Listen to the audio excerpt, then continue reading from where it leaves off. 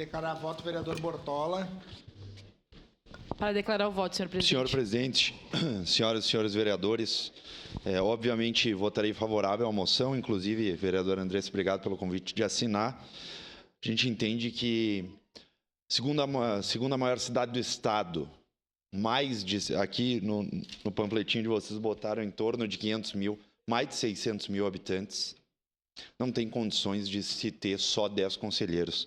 Então, aqui parabenizar o esforço de vocês e alguns que eu conheço, o Maurício, a Marjorie, o esposo Paulo que está aí, a Priscila, o Adriano, dentre tantos outros conselheiros que se esforçam e se dedicam diuturnamente para trabalhar em prol das crianças e adolescentes aqui do nosso município. A gente sabe a real necessidade, a gente sabe os problemas, não tenho dúvidas, ou pelo menos quero acreditar que não tenha dúvidas de que há uma unanimidade, independente de partido, de lado, esquerda, direita, centro, cima, abaixo, aqui dentro dessa casa, justamente para que a gente consiga ter mais efetivo, mais conselheiros tutelares, para que sim a gente consiga trazer um bem-estar para toda a comunidade, não só a comunidade escolar, mas a comunidade como um todo em Caxias do Sul. Então, obviamente, presidente, votarei favorável a essa moção e contem conosco, estamos à disposição. Obrigado. Obrigado, vereador Bortola. Com a palavra...